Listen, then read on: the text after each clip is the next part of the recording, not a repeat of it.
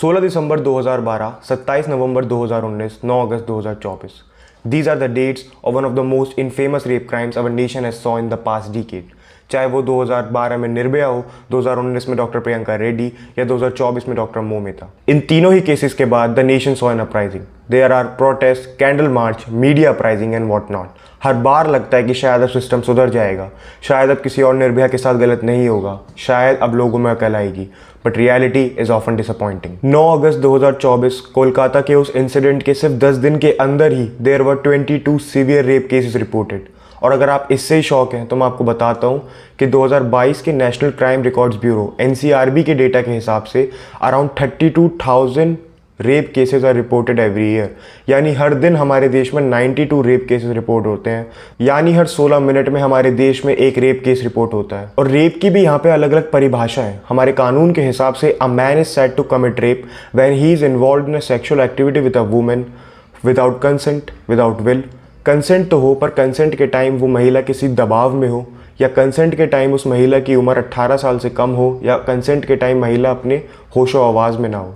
The man is said to commit rape when is involved in a sexual activity in above conditions. Of definitions doesn't include marital law, यानी कि एक आदमी जो lawfully married है वो अपनी wife के विल या कंसेंट के बिना उसके साथ सेक्सुअल एक्टिविटी में इन्वॉल्व हो, तो that doesn't count as rape in front of our law. और हम जानते हैं कि हमारे देश के अंदर डोमेस्टिक वायलेंस कितनी बड़ी प्रॉब्लम है। उसके अंदर मैरिटल रेप को ना काउंट करना या सिर्फ वो 92 केसेस को दिखाना जो रिपोर्ट हुए थे, जबकि रियलिटी में ना जाने कितने रेप विक्टिम्स तो घर, परिवार और समाज के डर से कभी पुलिस स्टेशन तक ना पहुंच पाए। This all combined make India a living hello for women. और मैं यहाँ स्टॉकिंग या ईव टीजिंग की तो बात ही नहीं कर रहा। अब भले ही पर कैपिटा के हिसाब से हमारा देश रेप की लिस्ट में काफ़ी नीचे हो, but still rape is an actual problem of this nation. तो आज की इस वीडियो में we will discuss the reason behind this rape problem of India. And if I am not wrong, आप में से आज बहुत सारे लोगों को पता चलेगा कि कैसे इस रेप कल्चर की नींव हमारे समाज की जड़ों में है। The Kolkata rape and horror case.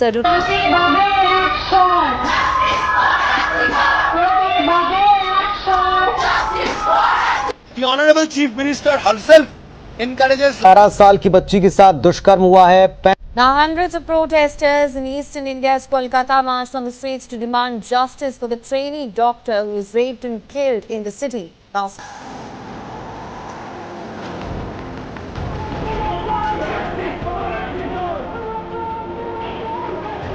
amid the standoff between Mamata Banerjee and junior doctors, 1976 में एक PhD student Samuel D Smithyman ने एक रिपोर्ट कंडक्ट करी for which he posted an advertisement in a newspaper, are you a rapist. करीब 200 से ज़्यादा लोग contacted हम जिन्होंने रेप जैसा घिनौना क्राइम किया हो। इवन इंडिया के कॉन्टेक्स्ट में मधुमिता पांडे जो एक क्रिमिनोलॉजी लेक्चरर हैं, उन्होंने 120 से ज़्यादा रेपिस्ट लोगों का इंटरव्यू लिया to actually know the reason behind this problem. दोनों स्मिथीमैन और मधुमिता पांडे की रिपोर्ट काफ़ी ज़्यादा ज़रूरी है ये समझने के लिए कि एक रेपिस्ट की साइकोलॉजी क्या होती है। Because we as a nation focus ही नहीं करते कि why do rape even exist, और अगर करते भी हैं तो most of us are into victim blaming. Victim blaming तब होती है जब हम किसी अब्यूज या क्राइम के पीड़ित विक्टिम को उसके साथ हुए हादसे के लिए जिम्मेदार ठहराते हैं। और अनफॉर्चुनेटली रेप के केस में इंडिया में ज़्यादातर लोग विक्टिम ब्लेमिंग ही करते हैं। हम लोगों का ध्यान ज़्यादातर इस बात पर रहता है कि विक्टिम ने पहना क्या था, उसके कपड़े ज़्यादा छोटे तो नहीं थे, रैदर देन फोकसिंग ऑन कि उस रेपिस्ट की साइकोलॉजी क्या है एंड उसने वो क्राइम किया ही क्यों। मेजॉरिटी ऑफ हाउस होल्ड्स में आज भी लड़कियों को बोला जाता है कि वो शाम होने से पहले घर पर आ जाए, ज़्यादा छोटे कपड़े ना पहने, अपना सो कॉल्ड कैरेक्टर संभाले, रैदर देन फोकसिंग ऑन कि वो अपने बेटों को समझाएं कि जैसे घर के अंदर एक बहन है वैसे ही घर के बाहर भी किसी की बहन है। दोनों स्मिथीमैन और मधुमिता पांडे की रिपोर्ट दिखाती है कि यही विक्टिम ब्लेमिंग जो हमारे घर और समाज में काफ़ी ज़्यादा नॉर्मलाइज्ड हो चुकी है, ये कंट्रीब्यूट करती है टुवर्ड्स पोटेंशियल रेपिस्ट। क्योंकि मेजॉरिटी ऑफ जो कन्विक्टेड रेपिस्ट हैं वो ये मानते ही नहीं है कि उन्होंने कुछ गलत किया है, rather than they also focus on victim blaming. ताली कभी एक हाथ से नहीं बजती, दोनों हाथों से बजती है। ये चीज देखी जाए, हर कोई शरीफ लड़की होती है रात को 9 बजे मतलब नहीं घूमती है। लड़के भी उतने उससे ज्यादा जिम्मेदार है, लड़के हैं। The person you saw right now was Mukesh. Mukesh 2012 में निर्भया रेप केस के कन्विक्टेड रेपिस्ट हैं।